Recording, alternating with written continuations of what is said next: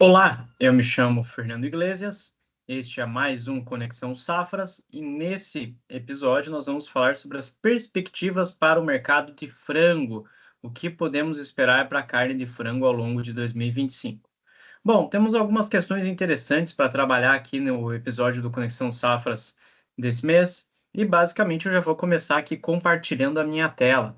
Nós estamos falando aqui de um momento em que os preços das proteínas concorrentes, em especial da carne bovina, eles são preços proibitivos para uma maior parcela da população.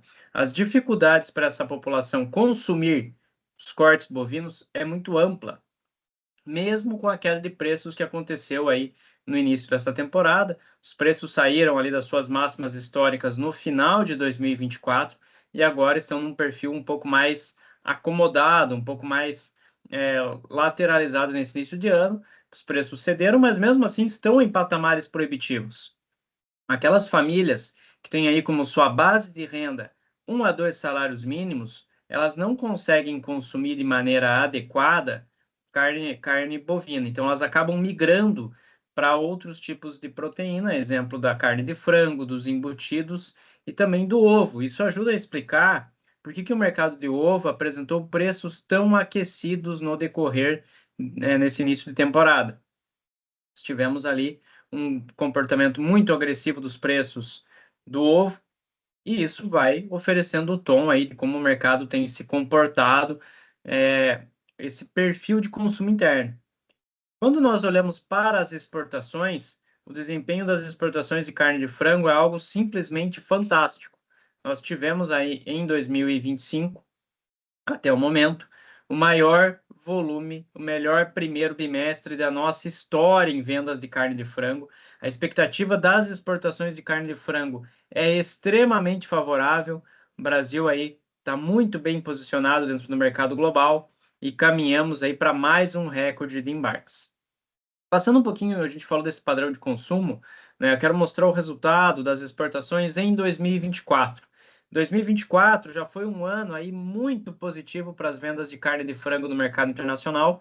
Como vocês podem ver aqui, as nossas exportações cresceram em torno de 2,7% no passado. O Brasil aí pelo segundo ano seguido vendendo mais de 5 milhões de toneladas de carne de frango. O Brasil hoje é extremamente potente quando nós olhamos para o mercado, para o contexto global da carne de frango. Vendemos carne de frango para mais de 100 países. Ano passado foi um desempenho extremamente positivo e nesse ano de 2025, problemas como a influenza aviária no hemisfério norte colocam aí um papel ainda mais destacado para a carne de frango brasileira no mercado internacional. O potencial de exportação agora, em 2025, é muito amplo quando nós olhamos para a carne de frango. O Brasil é extremamente competitivo, tem preços relativamente baixos e uma capacidade de exportação que nenhum outro país do mundo tem. Tá? Então, a nossa dinâmica das exportações de carne de frango é extremamente favorável ao Brasil. E ao longo dessa década, o Brasil aí vai se consolidando como grande fornecedor de carnes do mundo, não só de carne de frango, como nós já falamos no episódio do Conexão Safra sobre o mercado do boi, né? O mercado da carne bovina também é amplamente favorável ao Brasil, assim como a carne suína. Aguardem também o episódio de Conexão Safras, que vai falar sobre carne suína, que vai ser produzido pelo Alan Maia. Temos muito conteúdo interessante também para a suinocultura para abordar nesse Conexão Safras aí, que vai falar sobre suinocultura, tá bom? Principais destinos da carne de frango do Brasil. O Brasil vende frango de qualidade para mais de 100 países. Não somos dependentes de um único mercado, como acontece na carne bovina, por exemplo. A pulverização é muito bem feita. Acessamos os principais mercados ali da Ásia. O Oriente Médio é um comprador de destaque há muitos anos. O Brasil é referência mundial em abates do tipo halal, que são esses abates que ali permitem acessar o mercado islâmico, né? Então, o Brasil tem uma ascendência muito grande, trabalha há muitos anos com esse tipo de mercado. O Brasil também fornece carne de frango em grande quantidade para o Japão, fornece grandes volumes de carne de frango para a China.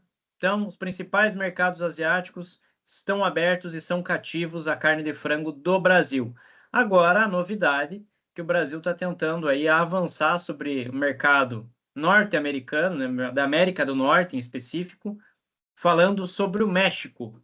Nós temos ali uma disputa comercial bastante agressiva entre Estados Unidos e México nesse início de governo Donald Trump, e muito provavelmente o México vai priorizar, né, vai impor alguma barreira tarifária em relação aos Estados Unidos. Isso vai fazer com que o Brasil se torne mais competitivo no mercado mexicano e pode suprimir, inclusive, aquela vantagem logística que os Estados Unidos têm, que é muito fácil colocar commodities dentro do mercado mexicano por conta da ampla área de fronteira entre Estados Unidos e México. Tá? Então, o mercado mexicano é um alvo em potencial aqui para o Brasil. Podemos atender às necessidades mexicanas e superar aí, suplantar essa predominância que os Estados Unidos têm dentro do mercado mexicano. Então, o Brasil vai ampliando o seu leque de possibilidades, que já é muito vasto nas exportações de carne de frango, e isso é, sem dúvida, um grande destaque que nós precisamos considerar aqui, tá?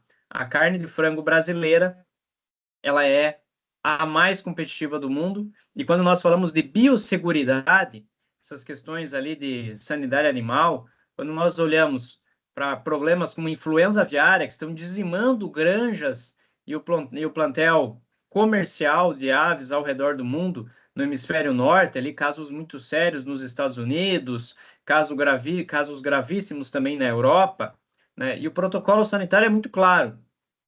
Em caso de episódios da doença, é necessário exterminar, eliminar a granja inteira, por conta da capacidade de mutação que o vírus da influenza aviária tem e pode se tornar um problema, inclusive, de saúde, né, humana, né? Então, pode se propagar para outros animais, pode trazer problemas mais graves. Então, o controle da influenza aviária é extremamente necessário. Dentre os grandes produtores de carne de frango que nós temos ao redor do mundo, o Brasil é o único deles que não que consegue produzir carne de frango livre de influenza aviária. O Brasil tem uma blindagem sanitária, por assim dizer. O ambiente das granjas aqui no Brasil é estéril, é muito bem protegido, e isso evita problemas mais graves, como o ocorrido ali nos Estados Unidos e na Europa. Tivemos uma ocorrência, um foco de doença do Newcastle no Rio Grande do Sul em agosto de 2024, mas é um caso isolado, um ponto fora da curva, realmente. Nós temos que lembrar ali que as tragédias que acometeram, a tragédia que acometeu o Rio Grande do Sul aumentou a exposição ao risco ali, né? Estelhou inúmeras granjas, tanto de aves quanto de suínos, aumentou a mortandade de animais em função disso, e isso gerou essa vulnerabilidade. Caso contrário, uma ave selvagem jamais teria contato com um animal comercial. Tá? Então foi um evento fortuito. O Brasil faz um trabalho muito sério quando se trata de biosseguridade. Não por acaso nós somos referência global hoje. Então, né, a carne brasileira recebe um selo de qualidade por conta dessa biosseguridade diferenciada e vai atendendo os mercados mais exigentes do mundo. Outro aspecto que eu preciso colocar aqui é que nós temos sim uma fonte de preocupação em relação à nossa avicultura e também a suinocultura, que é o comportamento dos preços do milho. Nós temos o milho aí muito caro no mercado brasileiro, nós temos aí um milho em patamares de preço muito agressivos, e mesmo assim nós não vemos nenhum recuo, nenhuma retração de produção, seja de carne de frango, seja de carne suína. Isso quer dizer que as margens aí estão satisfatórias, são margens interessantes, que permitem aí uma boa rentabilidade média quando nós olhamos para a nossa avicultura de corte, quando nós olhamos para a nossa suinocultura. Então, o cenário é muito promissor. Temos aí uma boa capacidade para atender a demanda global. Essa receita de exportação tem compensado essa elevação de custos. E, de qualquer forma, o ambiente, o cenário que nós estamos traçando para a carne de frango é muito otimista. Uma redução de oferta doméstica de carne bovina vai ampliar aí as possibilidades, o leque de possibilidades do consumo de carne de frango aqui no nosso mercado doméstico.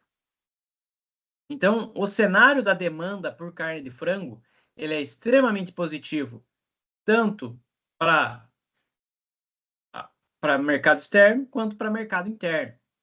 Temos uma condição realmente muito favorável, muito promissora. Agora eu quero aproveitar o Conexão Safras, essa edição, para fazer um convite muito especial para quem está nos acompanhando aqui. Dia 15 e dia 16 de abril, nós temos ali o Safras Agri Week, um evento muito importante dentro do calendário do agronegócio brasileiro.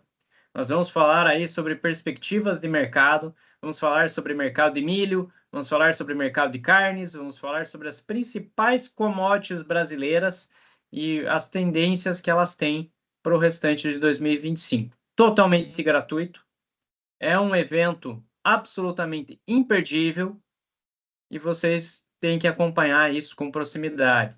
As possibilidades que nós temos em relação a acesso de informação de qualidade, nesse evento não vai faltar isso. Tá? Então, realmente, imperdível, né? Acessem safras.com.br para obter mais informações sobre o AgriWeek e temos ali um evento recheado de informações, com muita qualidade das informações que vão ser divulgadas, com muita estratégia, tá? Então, isso é fundamental para ajudar vocês aí na tomada de decisão. Enfim, era isso que eu tinha para apresentar no Conexão Safras dessa semana. Nos vemos em um novo episódio. Com certeza vamos voltar a falar sobre setor carnes mais adiante, tá? Então, um grande abraço a todos. Nos sigam nas redes sociais. Acompanhem aí os nossos vídeos com a agência de notícias, a Safras News. Temos muita informação de qualidade divulgada no nosso dia a dia. Um grande abraço a todos.